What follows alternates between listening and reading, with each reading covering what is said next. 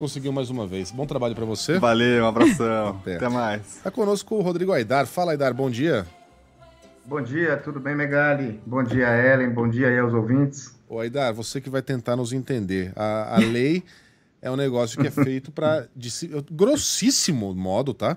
Disciplinar a sociedade. Para proteger as pessoas, para isolar aquelas que não podem viver em sociedade. Aí aparece um bandidão, já condenado 2 vezes em segunda instância, que é preso preventivamente, e aí depois de 1 ano, esse cara é colocado na rua.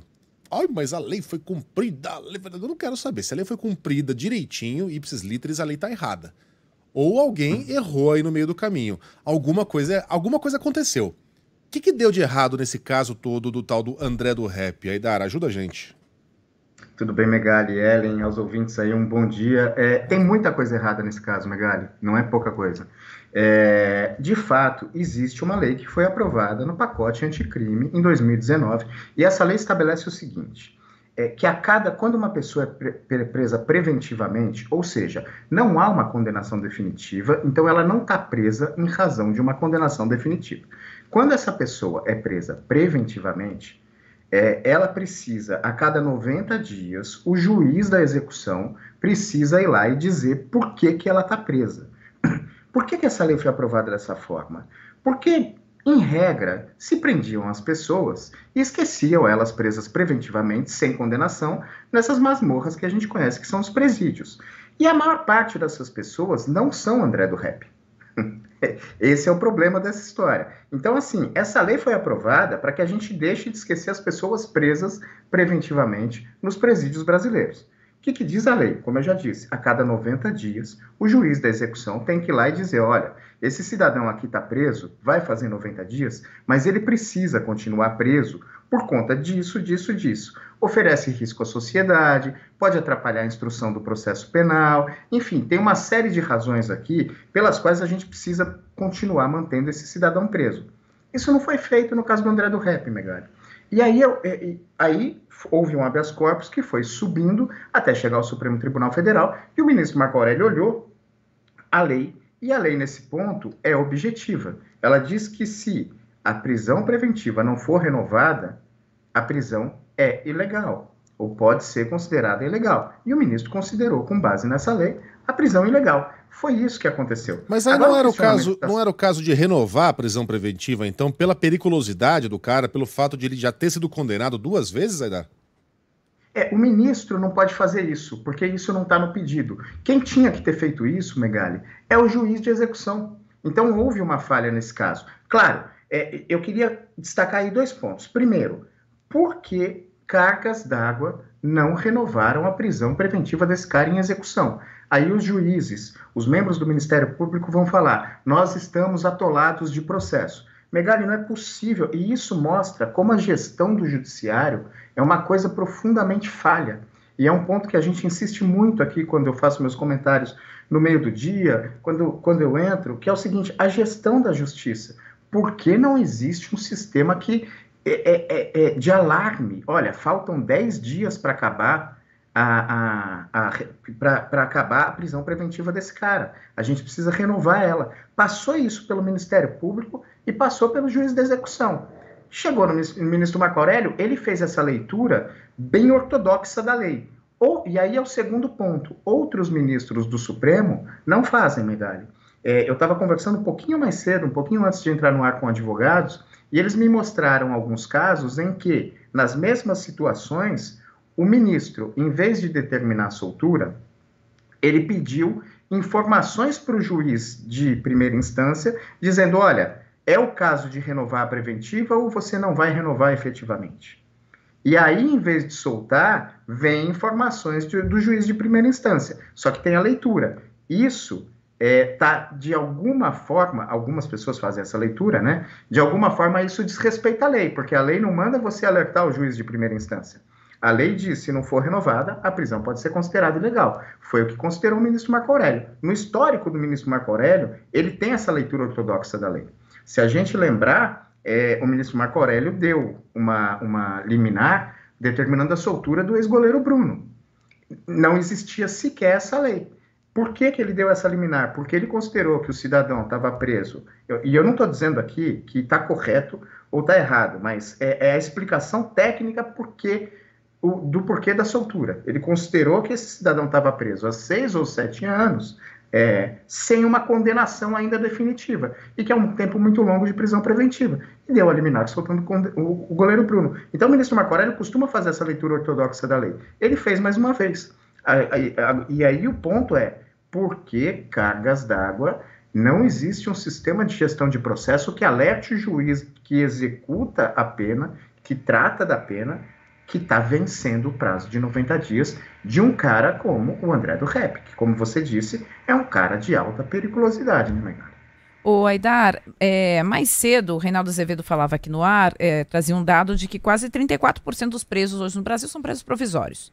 Imagino que, assim como o advogado do André do Rep, advogados destes presos estão pedindo habeas corpus no Supremo. E aí veio, no final de semana, uma informação de que na banca que defende, que representa o André do Rep, está um ex-funcionário, um ex-assessor de gabinete do ministro Marco Aurélio. Quanto essa... Assim, eu te pergunto o seguinte, a possibilidade de ter caído ali realmente com o ministro, chegado lá tão rapidamente, esse pedido de habeas corpus, ela é muito possível dentro do sistema de distribuição de processos? Ou como é que a gente responde para os outros advogados que estão com processos lá parados, esperando há tanto tempo que o ministro do STF olhe para ele e que não tem essa resposta? Ellen, é possível pelo seguinte, o número de habeas corpus que chega ao Supremo Tribunal Federal é um absurdo. Habeas corpus é o terceiro tipo de processo de maior volume no Supremo. Eu não estou com esse dado aqui agora, mas eu levantei ele há pouco tempo, salvo engano, hoje, pendentes de julgamento do Supremo, há cerca de uns 3.500 habeas corpus. Então, assim, para ser distribuído entre 11 ministros, a distribuição do Supremo costuma ser uma coisa automática e bem resolvida, não é uma coisa viciada. Então, existe essa possibilidade de ter caído com o ministro Marco Aurélio.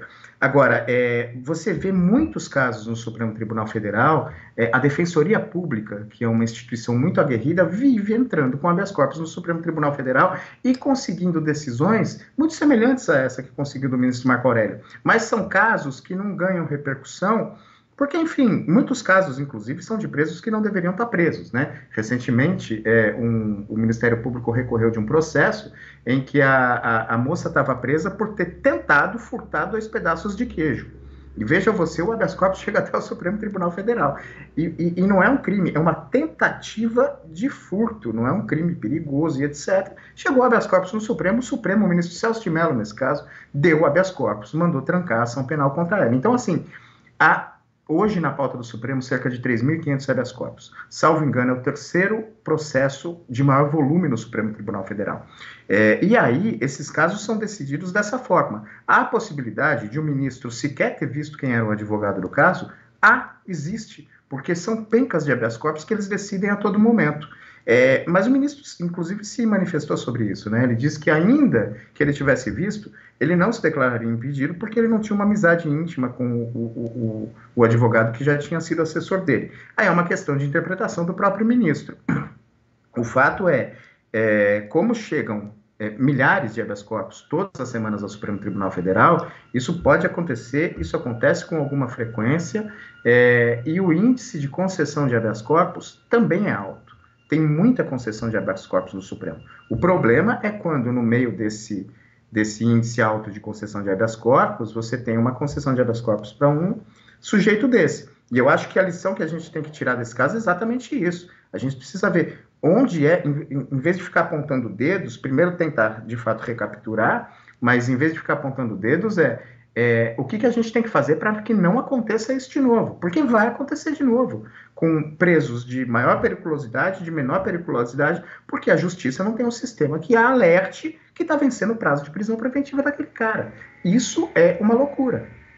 O Aidar, e aí nessa linha de o que a gente tem que atentar para que isso não aconteça de novo, ontem o ministro Gilmar Mendes falou aqui ao Grupo Bandeirantes de Comunicação e ele foi perguntado sobre o imbróglio que isso gerou, porque se pela manhã se o ministro Marco Aurélio Mello concedeu a liminar para soltar o André do Rep, na sequência veio o presidente da casa, Luiz Fux, e caça essa liminar. E aí, perguntado, Gilmar Mendes diz o seguinte: o problema dessa questão é que nós não temos ainda uma decisão em plenário que gere uma jurisprudência sobre o tema. Você acha que, à medida que essa decisão for ao plenário do Supremo, isso poderia apaziguar os ânimos? Apaziguar os ânimos ali no Supremo Tribunal é difícil, porque o pessoal ali gosta de se cutucar com uma frequência incrível. Mas o que precisa ser feito é, de fato, aproveitar esses casos, já que há ministros que decidem, que pedem informação para o juiz antes de soltar o cidadão cujo prazo de prisão preventiva venceu, e outros, como o ministro Marco Aurélio, que soltam. É preciso que essa questão seja levada ao plenário do Supremo Tribunal Federal para ser pacificada, e aí a decisão do plenário depois é aplicada pelos ministros. Existem sistemas para fazer isso, o que precisa é ser feito logo. Agora, a questão do ministro Fux ter cassado a liminar do ministro Marco Aurélio, ela também ocorre por uma... O ministro Marco Aurélio deu essa liminar na sexta-feira, ou quinta, agora não estou exatamente lembrado. O Ministério Público recorreu no sábado. E como funciona o Supremo Tribunal Federal? Aos finais de semana, nas questões urgentes, quem decide é o presidente do Supremo. Ele tinha poder para cassar a decisão do ministro Marco Aurélio.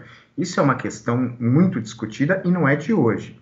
Agora, que quem decide é o presidente do Supremo no plantão, isso é uma regra do Supremo Tribunal Federal. Ele estava de plantão, era o presidente e achou por bem que a decisão do ministro Marco Aurélio estava errada e a cassou. Deveria, não deveria, é uma discussão imensa, Ellen, pelo seguinte, porque de fato, como já observou o ministro Marco Aurélio ontem, o ministro Gilmar Mendes na semana passada, o presidente ele não é superior aos outros ministros, ele é um coordenador de iguais. Então, talvez ele não pudesse cassar essa decisão do ministro Marco Aurélio, mas o fato é que cassou. Mas tem histórico do ministro Luiz Fux, inclusive, cassando a decisão de colega, para você ver como nessa discussão nada é novo e já podia estar pacificado. O Supremo não pacifica e abre chance dessas coisas. O ministro Luiz Fux, a gente vai lembrar que em 2018 o ministro Ricardo Lewandowski deu uma liminar permitindo que o ex-presidente Lula, que ainda estava preso, desse entrevista à imprensa. O pedido, salvo engano, é da nossa colunista Mônica Bergamo. Foi feito pela Mônica Bergamo. O ministro Lewandowski, ele deu a liminar permitindo a entrevista do ex-presidente Lula. Recorreram, quem estava de plantão era o ministro Luiz Fux, na presidência. Ele cassou a decisão do ministro Lewandowski, impediu a entrevista por um período, e depois, quando o ministro Lewandowski voltou, o ministro permitiu a entrevista e o Lula saiu dando entrevista. Até havia discussão no caso, né? As pessoas podem ter a opinião que quiserem sobre o Lula. Agora, realmente a gente quer que o Estado decida o que a gente vai ler e o que a gente não vai ler? Essa era a discussão de fundo, né? Você pode não gostar do Lula, não leia a entrevista do Lula. Agora, você vai dar ao Estado o poder de decidir o que você vai ou não ler? Essa era uma discussão de fundo. É uma discussão que deveria... Mas eu trouxe toda essa história para dizer o seguinte. Desculpa, o Fux já tinha dado uma liminar, cassando a liminar de um colega. Então, assim, essa discussão surgiu em 2018 e o Supremo deixou ela passar, porque depois o ministro Lewandowski cassou a decisão do Fux, porque ele era relator do processo, e não pacificou o tema. Não pacificou o tema voltou em 2020. Pode o presidente, no plantão, cassar a liminar de um colega que tem a mesma estatura regimental que ele? Pode, tanto pode que o ministro Fux fez, mas há a leitura de ministro do Supremo que ele não poderia ter feito isso. E por que fica essa dissonância? Porque a questão não foi pacificada pelo Supremo. O Supremo peca...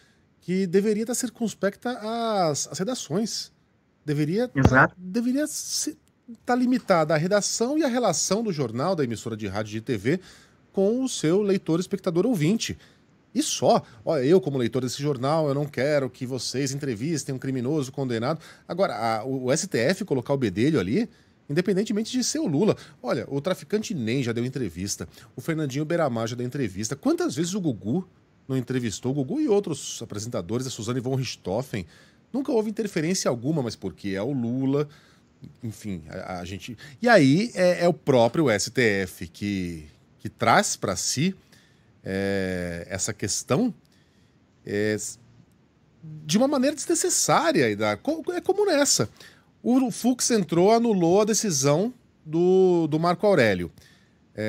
O entendimento geral é de que ele estava tentando preservar a credibilidade do Poder Judiciário, mas são com essas pequenas interferências que a credibilidade do judiciário, não sei se você concorda, vai se esvaindo. Mas sem dúvida nenhuma, até porque, Megali, se a gente for do ponto de vista técnico, preservar a credibilidade do judiciário não pode ser motivo para você manter ou não uma pessoa presa, independentemente da periculosidade dela. Esses fatores que o pessoal... Existem até alguns estudos sobre isso, né? Como os fatores extra-processo influem nos processos, quando na verdade não deveriam influir. E essa coisa de o Supremo decidir, o ministro Marco Aurélio, na sexta, da liminar determinando a soltura, com base num dispositivo legal. Não dá para dizer que ele está errado. Você pode discordar da posição dele, mas ele fez isso de forma absurdamente legal. E de forma coerente com o histórico dele. Ele tem uma leitura ortodoxa dessas coisas. Aí, no sábado, o ministro Fux vai lá e caça a liminar. E aí a gente está discutindo aqui, mas aí o ouvinte, o cara que não é um especialista, não que eu seja um especialista, eu sou no máximo rábula, mas assim, o cara que não é um especialista em lei, ele fica, meu Deus do céu, o que é que vale? Por que para o André do Rep serviu isso? E aí você pega uma decisão da ministra Rosa, uma decisão do ministro Gilmar, e no mesmo caso, eles, em vez de mandar soltar o cidadão, cujo o prazo expirou, eles simplesmente pediram informações para o juiz de primeira instância. Valeu para um e não valeu para outro. E esse é o problema. Eu até posso apanhar quando digo isso, mas assim, o André do Rep é o menor dos problemas. O maior dos problemas é o Poder Judiciário decidir, nas mesmas circunstâncias, de forma igual para todas as pessoas. Não está fazendo isso, e o Supremo não pacificar essas questões ajuda a que essa gangorra, essa loteria no judiciário continue, e é isso que abala a credibilidade. Como você disse, o judiciário não fechar as questões e meter o bedelho muitas vezes onde não devia meter. Essa questão da entrevista é claríssima, né? Ninguém tem que decidir quem pode ou não dar entrevista.